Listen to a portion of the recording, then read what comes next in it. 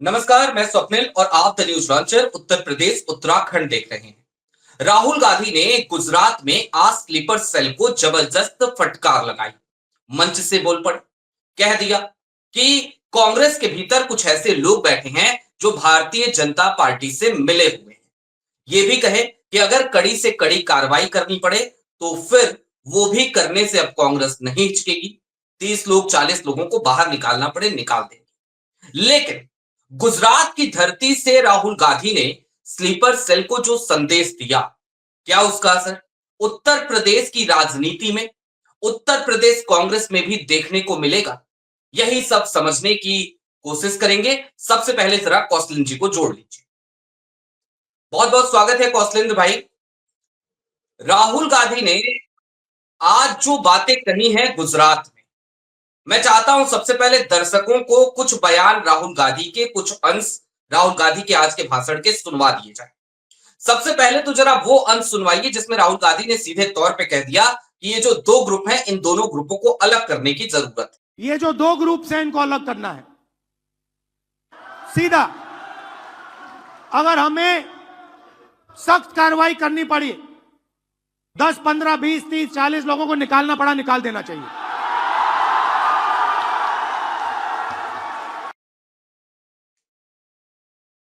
तो राहुल गांधी सीधे तौर पे ये कह रहे हैं कि अगर सख्त कार्रवाई करनी पड़ी, 30-40 लोगों को निकालना पड़ा तो उनको निकालने से भी अब नहीं हिचकेंगे, वो निकाला जाना चाहिए। इसके साथ ही जिनको निकाला जाएगा वो कहीं तो जाएंगे।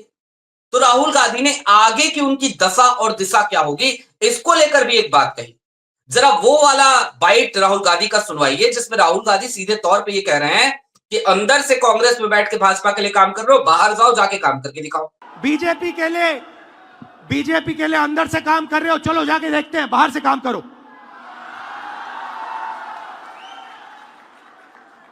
तुम्हारी वहां जगह नहीं बनेगी, बाहर फेंक देंगे तुम्हें। तुम्हारी वहां जगह नहीं बनेगी, बाहर फेंक देंगे तुम्हें। और तीसरा एक अंश इसी भाषण का, जिसमें राहुल ने संगठन किन लोगों के हाथों में हो, कौन लोग संगठन चलाएं, इसको लेकर एक बड़ी बात कही है। वो वाला अंश भी जरा सुनवा दीजिए। और संगठन का कंट्रोल उन लोगों के हाथ में जाना चाहिए। यह हमारा प्रोजेक्ट 2 साल का नहीं है, 3 साल का नहीं है, यह हमारा प्रोजेक्ट 50 साल का है। अब कौशलेंद्र भाई, राहुल गांधी सीधे तौर पे ये कहते हुए नजर आ रहे हैं कि कांग्रेस के भीतर स्लीपर सेल है। आज तक हम जैसे तमाम पत्रकार ये बात कह रहे थे, आज की तारीख में राहुल गांधी ने उन तमाम पत्रकारों की बातों पर मुहर लगा दिया कि भाई स्लीपर सेल तो बैठा हुआ है। लेकिन कौशलेंद्र भाई, सबसे पहला सवाल तो यही कि क्या इसका असर उत्तर प्रदेश में भी देखने को मिलेगा, या फिर देखने को मिल चुका है? उत्तर प्रदेश में किसी पर कार्रवाई भी हुई है, किसी के पर कतरे गए हैं, कुछ है क्या ऐसा? जी बिल्कुल, देखिए आपको स्वप्निल जी सबसे पहले मैं बता दूं कि जिस बात की चर्चा पहले हम जैसे पत्रकार करते थे, अच्छा बात ये होती थी कि चर्चा कैसे करते थे? क्योंकि हमारे आँख के सामने होता था। जब हम्म। हम फील्ड में रहते थे, तो तमाम नेताओं से मिलते थे। उसमें कांग्रेस के भी जो नेता, जो कांग्रेस में हैं, लेकिन जब उनसे बात करिए, उनके लहजे और उनके जो है बात से पता चल जाता था कि आखिर में कांग्रेस के लिए कितने लॉयल हैं। और जब बात सत्ता परिवर्तन की आती है, चुनाव के समय पे, खासकर आप देखिएगा, तो आपको मैं कांग्रेस और जो राष्ट्रीय नेता उनकी बात नहीं, उत्तर प्रदेश खास, क्योंकि उत्तर प्रदेश पे जब चर्चा हो रही तो उत्तर प्रदेश खास मैं बता रहा हूं कि अजय कुमार लल्लू जब प्रदेश अध्यक्ष थे, हम्म। क्योंकि वो किसान नेता के रूप में थे और खाटी कांग्रेसी उनको कहा जाता। उसके पहले आपको याद होगा फिल्म अभिनेता राज बब्बर, उसके पहले जाएंगे निर्मल खत्री जैसे जो निर्मल खाटी खत्री। कांग्रेस। जब हम्म। वो लोग राजनीति कर रहे थे, उस समय लग रहा था कि नहीं, कांग्रेस के अंदर अभी वो कांग्रेस के नेता हैं जो हमेशा ये कांग्रेस के बारे में सोचते हैं कि पार्टी को कैसे बढ़ाया जाए। 2017 का जो विधानसभा का इलेक्शन हुआ था, जब समाजवादी पार्टी और कांग्रेस के बीच गठबंधन हुआ था, उसी समय ये देखने को मिल गया था कि वाकई में बीजेपी को मजबूत कांग्रेस के कौन लोग कर रहे हैं। हम्म। यूपी प्रदेश कार्यालय में टिकट के लिए, सिंबल के लिए मारपीट तक हुई। क्यों हुई थी? इसलिए हुई थी कि जितनी बदनामी हो सकेगी कांग्रेस की, उसका फायदा सीधा बीजेपी को। तो स्लीपर सेल जो थे, ये काम वही कांग्रेस में रह के जो कर रहे थे, वो आज भी कर रहे हैं। हालांकि प्रियंका गांधी जब महासचिव बन के उत्तर प्रदेश में आई, आपको याद होगा कि उन्होंने कई स्लोगन दिए, लड़की हूं लड़ सकती हूं।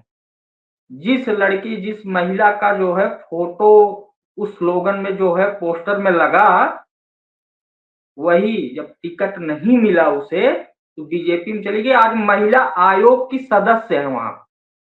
मैं बात कर रहा हूं प्रियंका मौर्य की। और प्रियंका मौर्य का जो इतिहास है, उनके परिवार के लोगों को पता करिएगा, तो वो भी पहले से ही भाजपाई। तो पहला तो ये हुआ, उन पे कार्रवाई ने खुद छोड़ के चली गई, टिकट नहीं मिला, उसके बाद वो छोड़ के चली गई।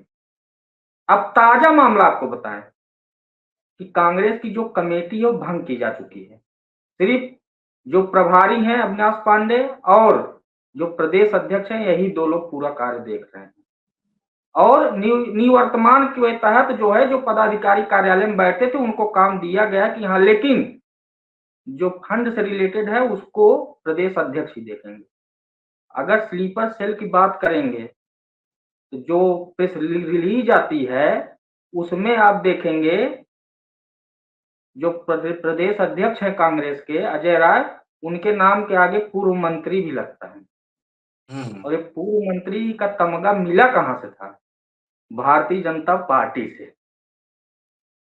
2024 के इलेक्शन में समाजवादी पार्टी और कांग्रेस के बीच जब गठबंधन की बात चल रही थी, तो आपको एक वो घटना याद दिला दूं कि यही अजय राय थे जब समाजवादी पार्टी के मुखिया पे कुछ कटाक्ष किए तो अखिलेश यादव जो है इनको औकात तक दिखा दिए। बाद में बोले कि वो बड़े नेता हैं। अरे बड़े नेता और छोटे नेता का मतलब नहीं है, जो आप बोले थे उसको सोचना चाहिए था। और उसी लेकिन समय कौशलेंद्र भाई, कांग्रेस में जी कौशलेंद्र भाई, अब चूंकि आपने निर्मल खत्री से लेकर राज बब्बर से लेकर के अजय कुमार लल्लू तक की बात करी।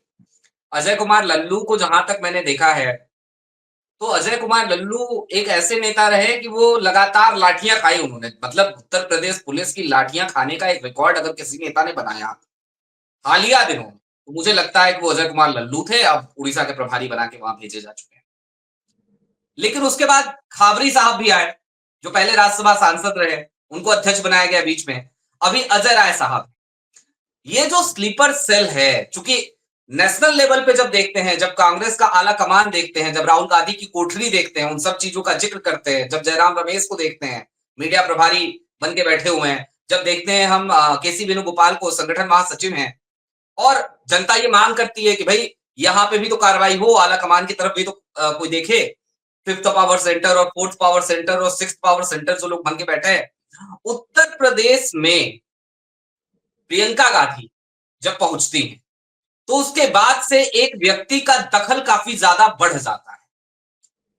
दिल्ली रजिस्टर्ड एक इनोवा गाड़ी लगातार लखनऊ की सड़कों पर घूमती है, और जब कभी भी लखनऊ की सड़कों पे वो गाड़ी घूमती है, तो उत्तर प्रदेश के कांग्रेस के तमाम कार्यकर्ता दहशत में आ जाते हैं कि भाई फलाने भैया आ गए।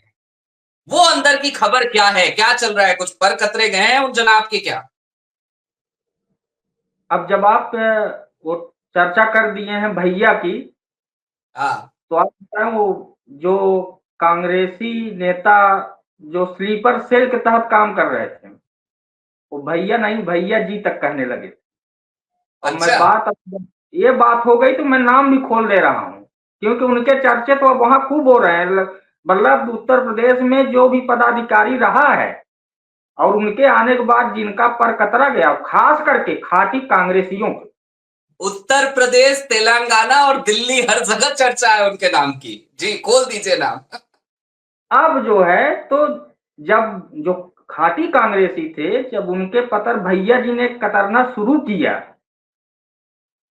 तो फिर स्लीपर सेल वाले वो भीड़ लगा लिए, हाँ, जेएनयू से पढ़े, चुनाव लड़े, छात्र राजनीति से शुरुआत की। और आपको बताया उत्तर प्रदेश की प्रतापगढ़ धरती से वो आते हैं, उनका नाम संदीप सिंह है। हाँ।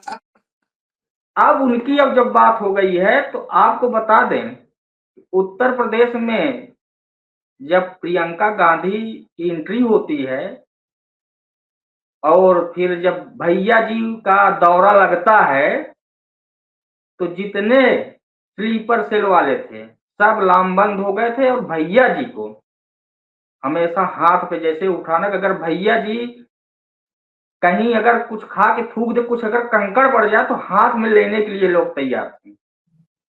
और वही कमेटी बनाई गई थी।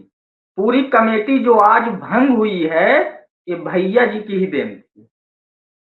वो कहा नहीं है भैया जी जो कह देंगे वही होना है।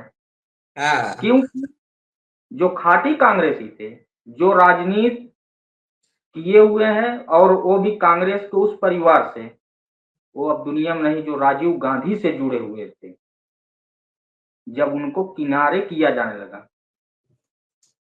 और जब वो धीरे धीरे किनारे होने लगे भैया जी के राज में, तो फिर घर पे बैठना ज्यादा अपने आप को, क्योंकि कोई भी होगा, एक उम्र का तकाजा भी होता है कि जिसकी उम्र 70 साल रही और जीवन अपना पूरा उसने कांग्रेस में दे दिया और उसको पद जो मिला, बहुत हुआ मीडिया पैनलिस्ट बना दिया गया या प्रदेश उपाध्यक्ष बना दिया गया, इससे ज्यादा उसको मिल नहीं पाया। और जब वही भैया जी के सामने आके और भैया जी उसका नाम लेंगे, 70 साल की उम्र का उस नेता का, कि जिसने जो है कांग्रेस के लिए कितना बलिदान दिया होगा। मैं तो आपको ऐसे ऐसे नेता कांग्रेस से बात करवा दूं कि जो जब शरीर पे जो है जब अपना आप ऐसे पैर दबाते तो कहते हैं कि इस अंग का जो है कोई ऐसा जो है कोना नहीं है जो दर्द न कर रहा हो लाठी खाने से। एकदम पुलिस ने जिस तरह से बर्बरता उन खाटी कांग्रेसियों को किया जो लाठीचार्ज होता, अब तो कांग्रेस आप बता दीजिए, जब से भैया जी गए सिर्फ प्रियंका गांधी, वही आपको याद होगा जब लखीमपुर खीरी में थार कांड हुआ था केंद्रीय मंत्री के बेटे वाला, जी। उसके बाद ये दफ्तर में बैठ के 15 दिन तक समीक्षा बैठक ही करती रह गई और भैया जी यहाँ पूरी लिस्ट तैयार कर लिए कि संगठन में कौन रहेगा और सबको उन्होंने भर दिया। करीब उसमें 60% ऐसे लोग थे जो कहीं न कहीं अखिल भारतीय विद्यार्थी परिषद से छात्र राजनीति से जुड़े रहे। और जब भैया जी की एंट्री हो गई तो फिर वो भैया जी का सहारा पकड़ के संगठन में पहुंच गए हम्म। और भी तमाम दलों से आए। और सबसे बड़ी बात, जो खाटी कांग्रेसी जो आज घर पे बैठे हुए हैं, जो उस कमेटी बनी थी, जो प्रियंका गांधी ने कमेटी बनाई थी, उसके बाद से ये क्लियर हो गया था और वो कहते भी थे कि ये संदीप सिंह कांग्रेस को उत्तर प्रदेश में और कमजोर कर दिए। और उसका रिजल्ट आप देख लीजिए कि 22 में सिर्फ 2 विधायक, एक विधायक तो परंपरागत है रामपुर खास, जहां से प्रमोद तिवारी विधायक रहे, अब राज्यसभा चले गए, अपनी बेटी को वहां से विधायक उन्होंने बना दिया। जी। वहां तो खैर अगर वो कांग्रेस में ना हो तो भी वो चुनाव जीतेंगे। एक विधायक और मात्र सिर्फ जिता पाए और इतना मतलब चर्चा, वो पोस्टर इतना, यूपी में दौरा, क्या नहीं हुआ। और उस समय मैं आपको घटना बता दूं, अगर उस समय हम्म। कोई दूसरा व्यक्ति रहा होता भैया जी के अलावा, जो जो मुद्दे उस समय हुए थे, याद होगा सोनभद्र में जो कांड हुआ था, उन सब मुद्दों पे बोली, लेकिन भैया जी क्योंकि ऐसे लोगों को ला दिए को जब बीजेपी उस पे वार करना शुरू की, क्योंकि बीजेपी किस पे वार कर रही थी? सीधा तो प्रियंका गांधी पे कर रही थी, लेकिन भैया जी के साथ जो लोग थे, क्योंकि वो पीछे के दरवाजे से तो काम वही बीजेपी का ही कर रहे थे, तो क्यों लेंगे रिस्क? ठीक बात है। ये सबसे बड़ा कारण। और आज जो आपने एक क्लिप दिखाई और जो राहुल गांधी का जो बयान है, आपको बताऊं कि वहीं कांग्रेस में अभी जब ये संगठन को भंग किया गया था, पोस्टर कांग्रेस कार्यालय के बाहर वो जो खाटी कांग्रेसी थी लगा दिए थे कि बहुत बहुत धन्यवाद राष्ट्रीय अध्यक्ष मल्लिकार्जुन खड़गे जी, इस ऐतिहासिक कदम के लिए आपको दिल से आभार। वो पोस्टर हो सकता है, अभी फोटो मैं कहीं आपको जो है दिखा दूंगा, आप देखेंगे। और उसी दिन जिस दिन कमेटी भंग हुई थी, उस दिन रात में ही वो पोस्टर और काटी कांग्रेसियों ने लगा दिया था। और उसी दिन ये तय हो गया था कि अगर इस पे अब एक्शन नहीं होगा इन स्लीपर सेल पे, क्योंकि स्लीपर सेल तो राहुल गांधी तो पहले समझ ही नहीं पाए कौन मेरे साथ है, कौन बीजेपी के साथ मिलके जो है मुझे ही डैमेज कर रहा है। अब उनके समझ में आ गया है। और वो खाटी कांग्रेसी के बयान को भी आप देख लीजिए कि जिन्होंने ये भी कह दिया कि आज कांग्रेस वो हो गई, स्थिति हो गई है कि हर राज्य में रीजनल पार्टी से गठबंधन करना मजबूरी हो गया। वो क्यों हो गया है? ठीक बात। क्योंकि ऐसे ही लोग आए। लेकिन अब भैया लेकिन कौशल भाई, लेकिन एक एक चीज, चूंकि समय की भी थोड़ी सी सीमा है, एक एक बात आपसे और समझनी थी हमें, और वो बात ये कि चाहे वो उत्तर प्रदेश हो, भले 2 विधायक आते हो, और जो सांसद जीते, जाहिर सी बात है जो लोकसभा में अच्छा प्रदर्शन हुआ, उसमें समाजवादी पार्टी का सहयोग ना मिला होता तो शायद इतना अच्छा प्रदर्शन कांग्रेस का नहीं हो पाता, या अगर वोट बच जाते, इस तरीके का गठबंधन नहीं होता तो भी नहीं हो पाता। लेकिन एक बात है मार्के की, जो हमें दिखती है, कांग्रेस कई राज्यों में समाप्त हो गई बिल्कुल, उनमें से एक उत्तर प्रदेश भी है। लेकिन अभी लोकसभा चुनाव के दरमियान जब मैं गांव-गांव में निकला, दूर-दराज के गांव तक पहुंचा, 5000 किलोमीटर की बाइक यात्रा में, उस यात्रा के दरमियान मैं ऐसे-ऐसे गाँव में गया जहां पे मुझे उम्मीद थी कि कांग्रेस का कोई कार्यकर्ता नहीं मिलेगा। लेकिन ऐसा जरूर हुआ कि जिस भारतीय जनता पार्टी की सत्ता है, कुछ खास तबकों के गांव में जब पहुंचा, तो ऐसा जरूर हुआ कि भारतीय जनता पार्टी की सत्ता का कोई कार्यकर्ता उस गांव में ना रहता हो, लेकिन कांग्रेस का एक घर मुझे अमूमन हर गांव में मिला है कि लोग सीधे तौर पे कहते हैं, हाँ वो कांग्रेसी हैं, फलाने कांग्रेसी हैं, ढिमकाने कांग्रेसी, फलाने नेताजी वहां रहते हैं। तो क्या उत्तर प्रदेश में वाकई में कांग्रेस इतने दिनों में लगातार समाप्त होती रही है, उसके बावजूद उसके कार्यकर्ता अभी भी गांव-गांव में मिलते हैं? इसके पीछे का कारण क्या दिखता है आप? इसका सबसे बड़ा कारण ये है कि 1990 से लेके और 2014 तक हम्म। जिन कार्यकर्ताओं की आमद हुई थी, उसके पहले भी कांग्रेसी थे। आप बुजुर्गों को देख लीजिए, खैर अब तो बहुत कम हो गए, विलुप्त होते चले जा रहे हैं। हम्म। लेकिन 1990 से 2014 के बीच में काफी संख्या में लोग कांग्रेस से जुड़े। और उस समय आप देखिए कि उत्तर प्रदेश में क्योंकि नई राजनीति का उदय हो रहा था, Samajwadi party, Bahujan Samaj party, regional पार्टियां, ये सब आगे उभर रही थी। तो जो ये दोनों दल थे, जो रीजनल वहां के, वो हमेशा स्टेट लेवल, मतलब जो राज्य तक ही वहां के जो मुद्दे थे वहीं तक सीमित रह गए। क्योंकि चौधरी चरण सिंह से ही तो निकले मुलायम सिंह यादव। ठीक बात। कांसी राम कहाँ से निकले? कांसी राम ने भी तो वही शुरुआत की कि हम दलितों की आवाज बनेंगे। तो इन दोनों पार्टियों पे एक तमगा लग गया था, और वो तमगा आज भी है दोनों दलों पे। लेकिन उस समय जो लोग केंद्र की राजनीति को समझते थे, वो गांव में, आज अखबार तक तो गांव-गांव पहुंच गया है। 1990 में अखबार जो है, बहुत बड़ी जो मार्केट होती थी लगभग तहसील स्तर की, वहीं तक अखबार पहुंच पाता था। और कई लोग जो युवा पीढ़ी थी, जो उस समय ग्रेजुएशन कर चुकी थी, कुछ पढ़ने लिखने की इच्छुक थी, वो 4 किलोमीटर, 5 किलोमीटर साइकिल चला के या कोचिंग के बहाने जाके ही कम से कम अखबार पढ़ते थे और उनको राष्ट्रीय राजनीति में जो है बड़ा इंटरेस्ट था। उन लोगों ने वो दौर देखा। आज जो आप बात कर रहे हैं कि गाँव में जाइए तो गाँव में 1-2 कार्यकर्ता ऐसा मिलेगा जो कांग्रेसी है।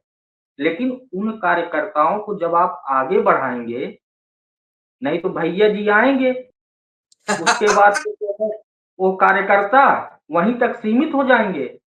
ऐसे हाँ, कार्यकर्ता बहुत से लोग थे।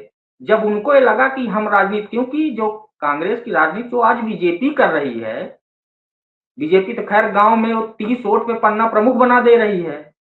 अब उसके खानदान में अगर 30 वोट होगा, सोचिए कि बीजेपी का पन्ना प्रमुख है। तो बीजेपी के पहले कांग्रेस भी ये काम की थी कि ब्लॉक स्तर पे, बूथ स्तर पे अपने नेता बनाई हुई थी। लेकिन उन बूथ स्तर और ब्लॉक स्तर के नेताओं को ऐसे ही स्लीपर सेल जैसे लोग आके उनको खत्म करते चले गए। हम्म, और बहुत अच्छे नेता हैं, उनका अगर नाम लूँगा तो हो सकता है कि कई लोग बुरा मान जाएँगे। एमएलसी भी रहे और जब भी बात होती थी राहुल गांधी जब उत्तर प्रदेश जाते तो उस समय अमेठी से सांसद जब राहुल गांधी थे, उनको सोचिए कि बुलाते थे और बात करते थे कि किन मुद्दों पे बात करनी है। हम्म। लेकिन भैया जी आए उनको ऐसा किनारे कर दिए कि वो बेचारे कांग्रेस का जो दफ्तर है वहां से उनका आवास 8 किलोमीटर पर है, अब वो 8 किलोमीटर की दूरी नहीं तय करते। ऐसे ले नेता लीजिए नाम, नाम लेने में क्या है, नाम ले लीजिए। क्योंकि वो खुद मना कर दिए कि मेरा नाम मत लीजिएगा और ये कहे थे कि ठीक है सूर्य उगता है फिर अस्त भी होता है। अल्पसंख्यक मामले को जानकर सब समझ जाएंगे उनको। पूरे मल्टी में एक बता नाम मैं ले दिया। लेता हूँ, एक नाम मैं ले लेता हूँ, इस नाम की चर्चा कर ही लेते हैं। अब जब आपने कह दिया कि एक नेताजी है, उनका नाम आप नहीं लेंगे। हम्म, एक नेता है राजेश मिश्रा, अब भाजपा में चले गए। राजेश मिश्रा भी बड़े समर्पित नेता रहे कांग्रेस के, लेकिन भैया जी की वजह से वो भी काफी परेशान हुए, भदोही, और इस वक्त वो भाजपा में चले गए। तो कौशलेंद्र भाई, ये भैया जी ने राजेश मिश्रा जैसे कितने लोगों को और भेजा है भाजपा में?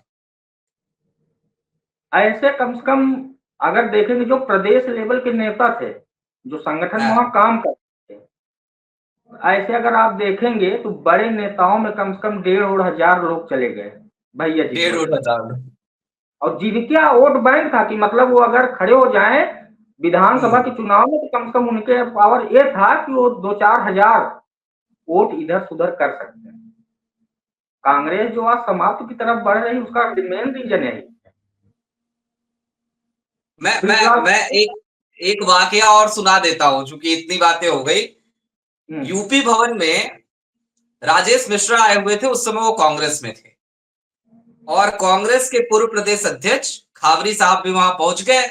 संयोगवश मैं भी उसी कमरे में मौजूद था, और उस कमरे में जो बातें हुई हैं, यदि वो बातें उस वक्त ही राहुल गांधी तक पहुंच गई होती, वो स्थितियां राहुल गांधी को अगर उस समय उस उन स्थितियों से अवगत करा दिया गया होता, तो शायद आज की तारीख में राहुल गांधी जो बोल रहे हैं गुजरात में, वो सारे एक्शन वो पहले ले चुके होते, और गुजरात से पहले वो उत्तर प्रदेश में कैंची लेकर पहुंच जाते, कहते सबसे पहले यूपी में सर्जरी करूंगा। ये हकीकत है कौशलेंद्र भाई। तो अब जब राजेश मिश्रा का आप इतना जिक्र कर रहे हैं तो मैं उनका भी नाम अब खोल ही देता हूँ।